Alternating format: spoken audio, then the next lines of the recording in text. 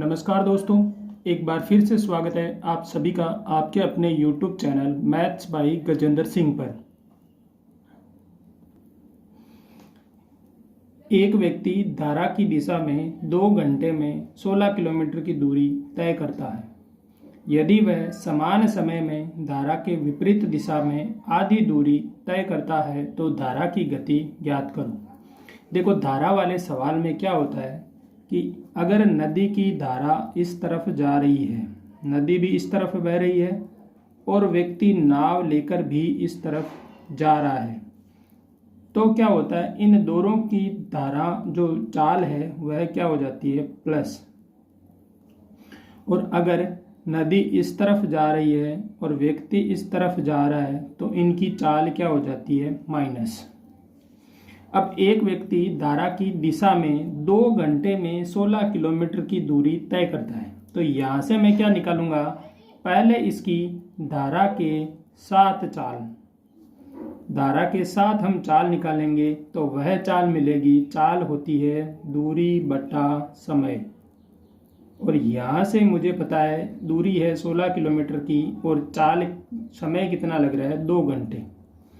यहाँ से मेरे को मिल रहा है 8 किलोमीटर प्रति घंटा। धारा के साथ है, मतलब हमने मान लिया कि धारा की चाल तो है x और नाविक की या व्यक्ति की चाल क्या है, उस धारा के साथ y। तो यहाँ से क्या मिलेगा, धारा के साथ वाले में तो आएगा प्लस, तो x plus y equal to कितना, 8 किलोमीटर प्रति घंटा। उसी प्रकार यदि वह समान समय में मतलब 2 घंटे में धारा के विपरीत दिशा में आधी दूरी तय करता है, आधी दूरी मतलब 8 किलोमीटर, तो धारा के विपरीत, धारा के विपरीत और विपरीत क्या, चाल। यहाँ से ये क्या होगी, x माइनस वाई होगी। क्यों, व्यक्ति की चाल y और धारा की चाल x, तो इन दोनों का जो हम डिफरेंस निकालेंगे वही क्या होगा, धारा के विपरीत चाल मिलेगी। तो यहाँ पर फिर से वही दूरी बटा समय। और अब दूरी क्या है, इसने कहा इसकी आधी दूरी तय करता है, तो दूरी हो गई 8 किलोमीटर और समय उतना ही ले रहा है, तो समय हो गया 2 किलोमीटर। तो यहाँ से आपको मिलेगा ये 4 किलोमीटर प्रति घंटा। अब देखो, 2 समीकरण मिल गए हमें और 2 समीकरण के साथ हमारे पास 2 चर मिल गए, तो 2 चर है और 2 ही क्या है, समीकरण। तो इन दोनों समीकरणों को सोल्व करेंगे तो देखो, पहला समीकरण है x plus y equal to 8, दूसरा समीकरण है x minus y equal to 4। तो यहाँ से जो x की वैल्यू मिल रही है 2x, जो गुणा करने के बाद मिल रहा है, तो 2x बराबर होगा 8 और 4 कितने हो गए, 12। तो यहाँ से x का मान मिल रहा है अपने को 6 किलोमीटर प्रति घंटा।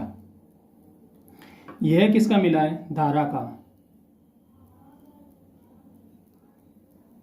6 किलोमीटर प्रति घंटा x का मान मिला है।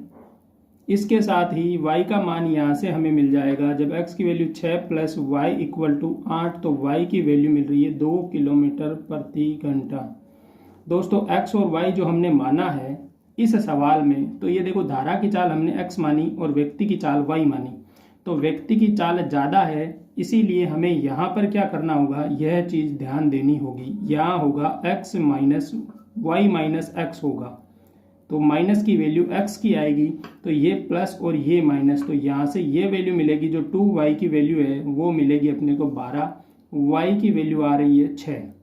ऐसा क्यों हो रहा है, क्योंकि देखो ऑप्शन जब हम देखेंगे तो मुझे दिख रहा है कि 6 किलोमीटर, कहीं धारा की चाल ऑप्शन में नहीं है। जब धारा का मान 6 नहीं होगा तो धारा का मान क्या होगा, 2 होगा। तो यहाँ से हम अलग वापस हमें देखना होगा और ये x की मान 2 मिलेगा। कैसे, देखो, व्यक्ति की चाल में से ही हमेशा धारा की चाल घटानी है, क्योंकि अगर धारा की चाल ज़्यादा हो गई, स्पीड ज़्यादा होगी धारा की, तो व्यक्ति विपरीत दिशा में गति कर ही नहीं पाएगा। अब वो विपरीत में 4 किलोमीटर प्रति घंटा की गति कर रहा है, वो किस वजह से कर रहा है कि धारा तो चल रही है 2 किलोमीटर से इस तरफ और व्यक्ति चल रहा है 6 किलोमीटर से इस तरफ। इस वजह से वह 4 किलोमीटर विपरीत दिशा में जा रहा है।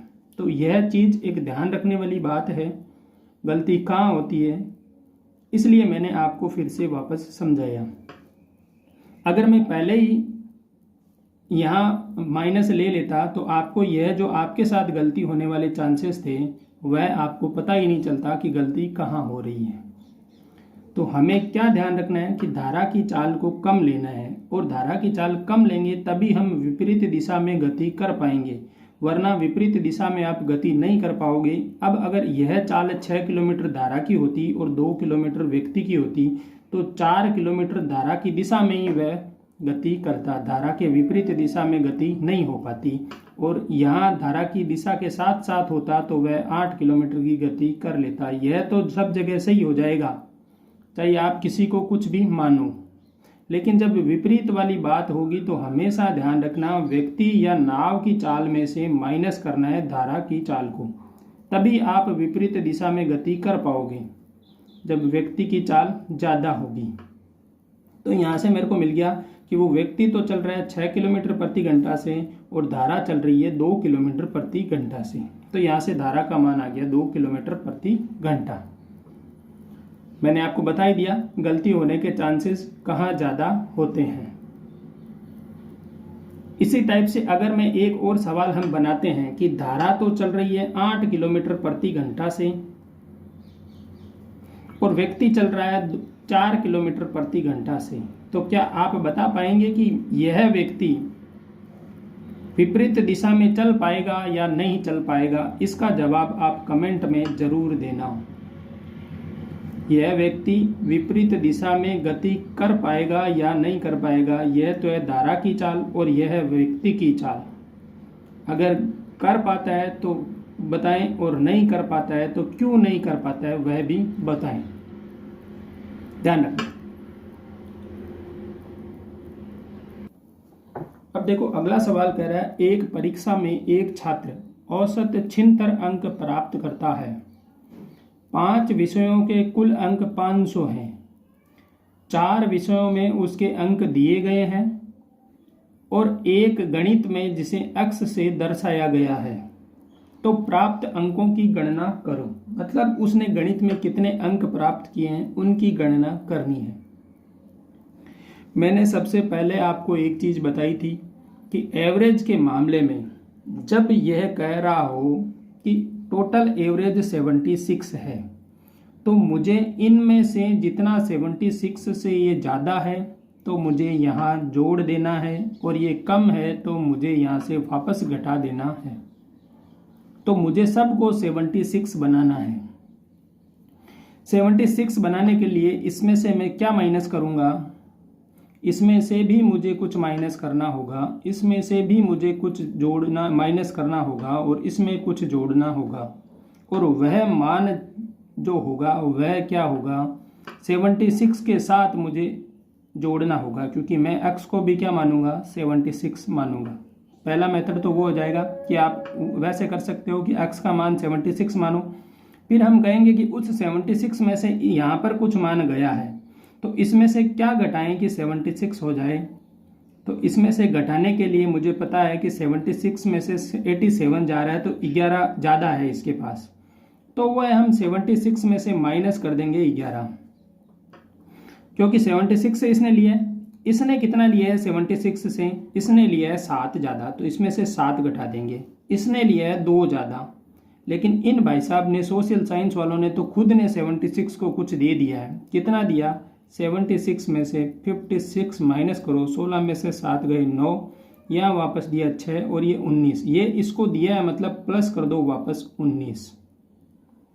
तो ये कितना हो रहा है? 12 और 7 19, 19 18 और 1 19 20 हो रहा है। टोटल 20 माइनस का है, 19 प्लस का 1 इधर से और चला जाएगा, तो यह वैल्यू मिलेगी 75। तो आपके पास मैथ्स की क्या होगा? 75। पहला मेथड तो है ये है, फर्स्ट टाइप आपका हो गया यह है। इस टाइप से आप आसानी से जल्दी सॉल्व कर सकते हो। मात्र आप 30 सेकंड आपको नहीं लगेंगे, 30 से कम सेकंड में भी सॉल्व कर लोगे। मैंने समझाने में भी 1 से 1.5 मिनट लिया है, तो आप तो जल्दी से 30 सेकंड में सॉल्व कर सकते हो। इसके बाद सेकंड मेथड। सेकंड मेथड क्या होगा, जो लॉन्ग मेथड होगा, यह वाला मेथड क्या है, पहले मेरे को पता है कि कुल कितने हैं, 5 विषय हैं, प्रत्येक में 76 उसको मिल रहा है, तो कुल अंक कितने मिले उसको, कुल अंक मिले, और वो अंक कितने मिले, तो उसको अंक मिले 76, इंटू करूंगा मैं 5 से, तो 6 पंजे 30, 7 के 3, 7 पंजे 35 और 3 38, उसको अंक मिले 380। लेकिन जो अंक मेरे पास आ रखे हैं वो तो है 87, 83, 78 और 57। तो यहाँ जो x है, उस x को जोड़ने के बाद इन चारों में जब मैं x की वैल्यू जोड़ दूंगा तो मुझे मिलेगा 380। तो पहले मैं इनको जोड़ लेता हूं एक बार के लिए, तो 87, 83, 78 और 57। तो देखो 7 3 10 और 8 7 15, 15 और 10 25, हाथ की 2, 8 और 2 10, 10 और 15, 15 और 10 25 और 5 30, मिला कितना, 305। अब 305 तो हमें हो गया है, इसके साथ ही मुझे एक x और अलग से जोड़ना है, वह मिला के कितना होगा, 380। तो x की वैल्यू यहाँ से आपको क्या मिलेगी, x की वैल्यू जो मिलेगी वो 380 माइनस 305, और फाइनली आंसर क्या मिल रहा है, वही 75। तो आप चाहे तो इस मेथड से निकालो, सेकंड मेथड से, या आप फर्स्ट टाइप से निकाल सकते हो। मेरे हिसाब से ये वाला टाइप ज़्यादा आसान रहेगा। आपको ध्यान रखना है कि जिसका मान निकालना है वह भी औसत के बराबर होगा, लेकिन जो संख्या ज़्यादा है वो उसने क्या किया, इससे कुछ अंक खींच लिए, और कितने खींचे, तो उसने 11 अंक खींच लिए। जो खींचे हम इसमें से माइनस कर देंगे, फिर इसने भी खींच लिया 7 अंक, इसने भी खींचा 2 अंक, और इन्होंने वापस इसको दे दिया कि भाई तू वापस ले ले, तो इसको वापस दिया इन्होंने 19। तो इन तीनों ने मिलके 20 तो खींच लिया, तो 76 में से 20 इन्होंने खींचा और 19 इसने वापस दे दिया, तो 1 माइनस हो जाएगा, और 76 में से 1 माइनस करेंगे तो आ गया 75 आंसर। पहली टाइप से करो, ज़्यादा आसान है। सेकंड टाइप से करना चाहो तो भी आपकी कैलकुलेशन स्पीड थोड़ी सी स्पीड होगी, अगर स्पीड होगी तो आप यह भी आसानी से कर पाओगे। गुणा करना है 76 को 5 से, और इन सब को जोड़ के फिर से घटाना है, जो संख्या घट के मिलेगी वही संख्या क्या होगी, आपका फाइनल आंसर होगा।